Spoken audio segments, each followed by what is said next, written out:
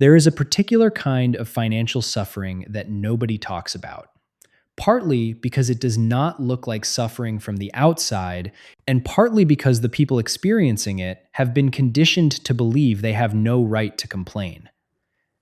It is the experience of earning more money than most people around you will ever see in a single paycheck, and still feeling the quiet, persistent dread of someone who is one bad month away from everything falling apart.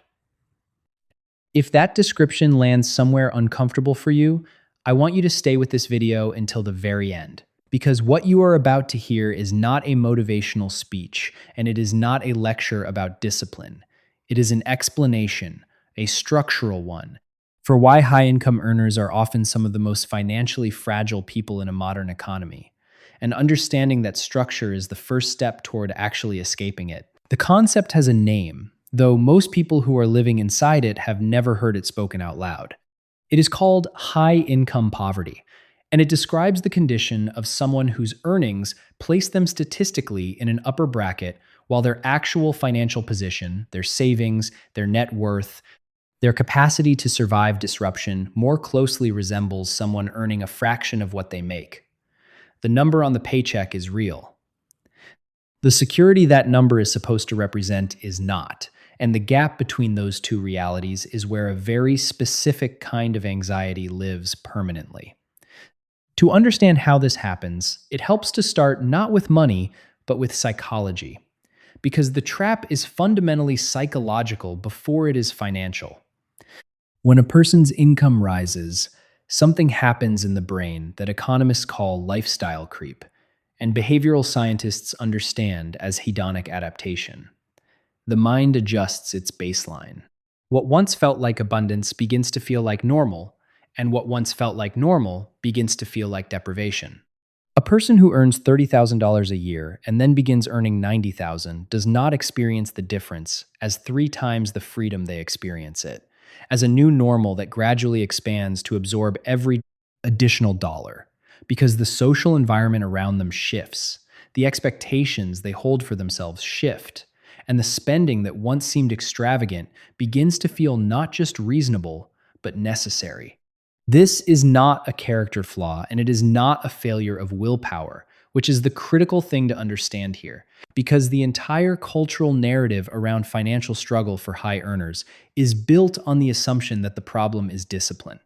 That if you simply made better choices, tracked your spending more carefully, skipped the luxury purchases, you would naturally accumulate wealth proportional to your income. But that framing ignores the systemic forces that make lifestyle inflation not just psychologically inevitable, but socially enforced.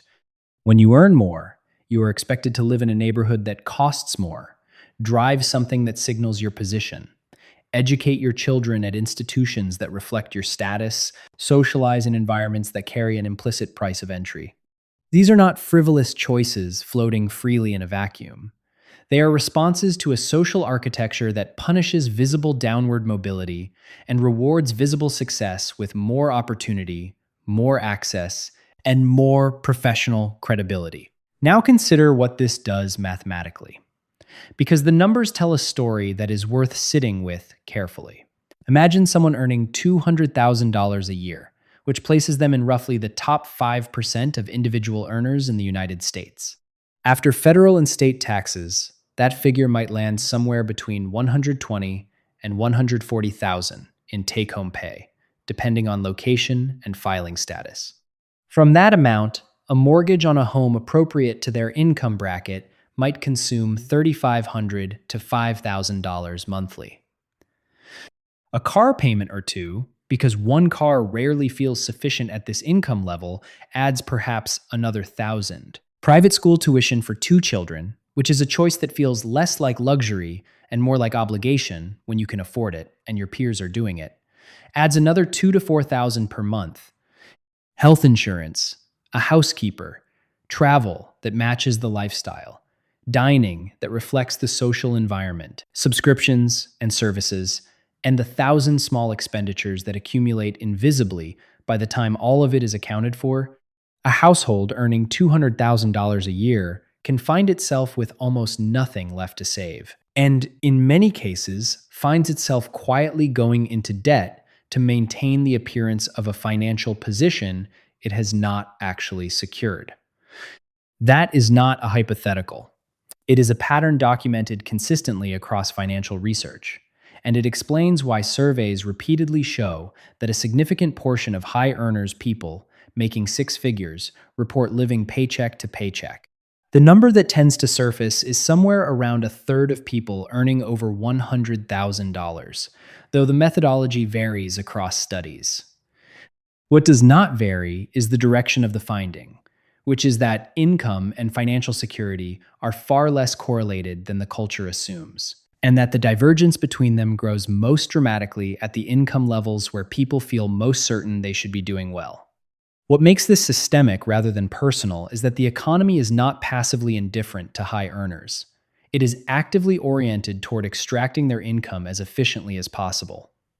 The financial services industry, the real estate market, the premium consumer goods sector, the private education industry, the luxury automobile market, all of these are structured to absorb exactly the surplus income that high earners generate, and they are sophisticated in how they do it. Because the marketing and social messaging aimed at this demographic is not crude or aggressive, it is aspirational, identity-based, and woven seamlessly into the fabric of what it means to be successful. You do not feel sold to. You feel like you are simply living appropriately, choosing things that reflect who you are and what you have achieved, making decisions that any reasonable person in your position would make. And that feeling of reasonableness is precisely how the extraction works without triggering your resistance. The deepest layer of the trap is what it does to identity. Because after years of living inside this dynamic, the spending is no longer just spending. It is the evidence that the success is real. The house, the car, the school, the vacations, the wardrobe, they are the proof, both to the world and to the person themselves, that the work was worth it, that the sacrifice was rewarded, that the position in the hierarchy has been achieved and maintained. To reduce the spending would not feel like financial strategy. It would feel like confession, like admitting that the success was performed rather than real. And that psychological weight keeps people locked in a pattern that is slowly hollowing out their actual financial foundation, even as it reinforces the appearance of one. Escaping this trap does not begin with a budget, though a budget eventually becomes part of it. It begins with a shift in the underlying question. Because the question most high earners are unconsciously answering with their financial decisions is not, how do I build security, but rather, how do I demonstrate that I belong at this level? Those two questions lead to entirely different behaviors.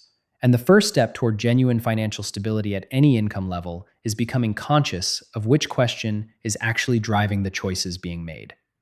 When someone begins to orient their financial decisions around actual security, around the ratio between what they earn and what they keep, around the distance between their current position and the point where work becomes optional rather than mandatory, the entire landscape of what feels important begins to shift. And that shift is not a sacrifice. It is a clarification. The goal is not to earn less or to live with less in any punishing sense of that word. The goal is to stop allowing income to be fully converted into lifestyle before it has a chance to become wealth. To understand that the gap between what you earn and what you spend is not a measure of how much you are depriving yourself, but a measure of how much actual freedom you are accumulating over time. Every dollar that is not absorbed by the performance of success is a dollar working quietly toward the point where your income is a choice rather than a requirement.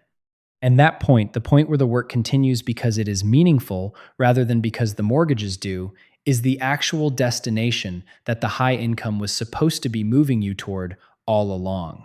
High income poverty is not a life sentence.